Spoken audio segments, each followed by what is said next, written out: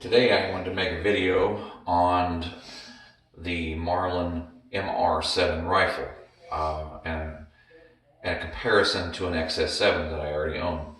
I found this rifle in a pawn shop a few weeks ago, and of course, like most rifles I pick up at a pawn shop, I go through them and kind of take care of things that need attention.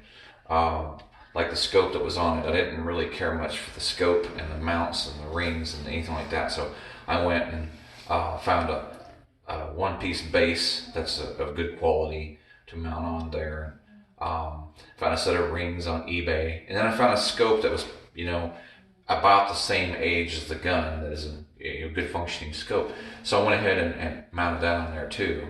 A couple different things besides being a rock solid platform. I did find out that the bases on this rifle are the same base that they use for the Winchester Model 70 long action. Oddly enough, on this XS7, something similar, was the case. But first of all, this is my Marlin MR-7 in 30-06, safety checked. It's got a lot of neat looking features to it. Good solid receiver. It's got a Winchester style safety on it. It says 3-position. It does have a chamber cock indicator on the back here. The bolt is very reminiscent of a Ruger. And the bolt up here is very reminiscent of a Remington, where they get that 3 rings of steel. So it's got a recessed face on the bolt.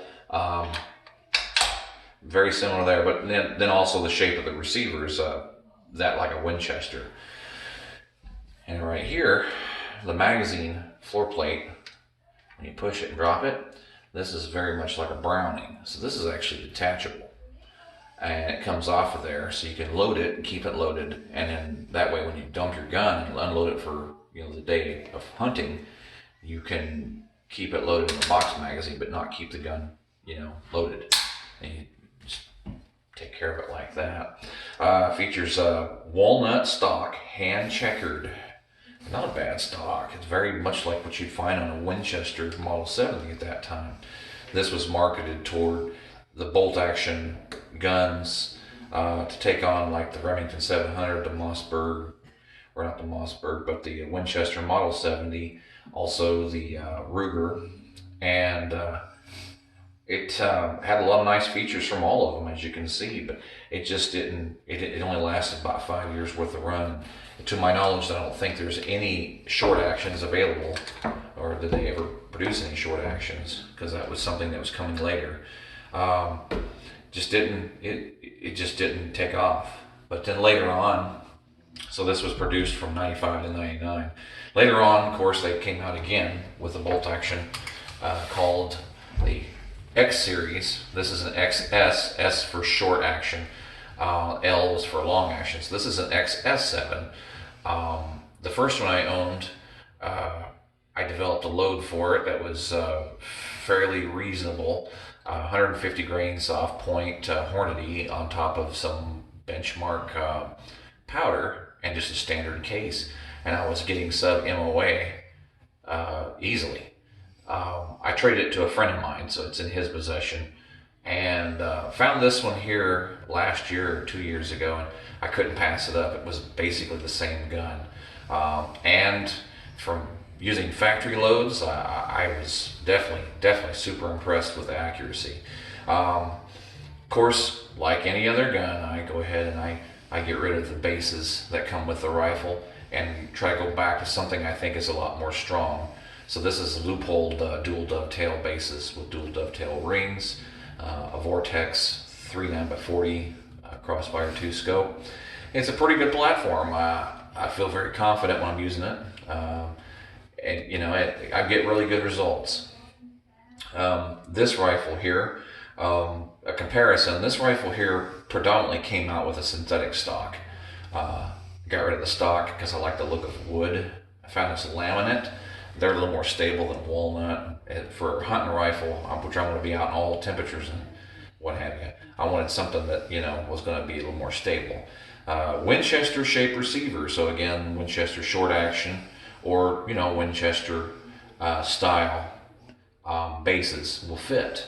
And so bolt also, like the Ruger, it's got a little bit of Remington influence there.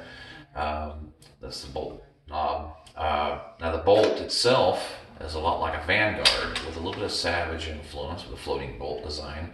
Also, where the barrel meets the receiver has that nut, and I heard of some people using Savage wrenches to take, you know, the barrels off of these guns. Remington style safety. And I kind of got a Weatherby influence here too.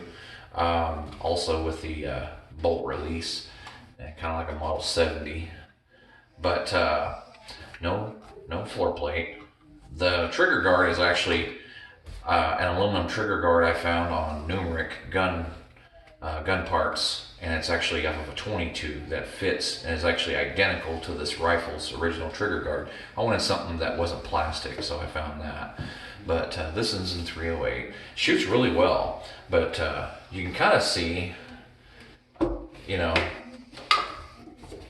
for the most part, Winchester style receiver is something that's, you know, common between them both, in that bolt shape. A little bit different here. This has got like kind of a Savage trigger right here, and that's one thing I do like about the trigger. It's got a very clean break. It's like as soon as you come back there, it breaks real easy. And both of them, I think, have a recessed crown. This one more so. This was something before recessed crowns are actually more common. But yeah, the video is basically just to give information on this rifle alone. Haven't shot this rifle yet. I just got the scope mounted. Was really excited about finding kind of a vintage style scope to go on top. And if it doesn't work, I'll find some place to repair the scope and stick it back on there. Because I just like the looks. You know, I just like the look. It seems more continuity. That continuity is kept by keeping it like this. But yeah, most of the information I got on this rifle was actually on the Marlin Owners Forum. I read an extensive page basically talking about this, and some of the people was able to chime in and give me some more information. Wealth of information on the rifle there. So I mean, that's because initially when I looked for it online, finding it in the pawn shop, I mistakenly thought it was a Winchester Model 70 because it had a Winchester sling in there, had a lot of the Winchester look, like the safety and stuff. But when I got up there and they told me it was a Marlin, I was like, well, what the heck? So then I looked on Gunbroker first to see if I find anything. They don't even have any listed for sale right now. So then I went and started looking around, and that's when I found out it was kind of a rarity. Actually, I haven't seen any videos on YouTube on an MR-7. So my video quite clearly might be one of the first videos. I'll get a range report soon, I hope, and figure out, you know, how accurate it is. Maybe I can use off-the-shelf factory ammo, or I might try to develop a load for it to keep it sub-MOA if that's the case. But at any rate, thank you for your views, and you guys have a great day.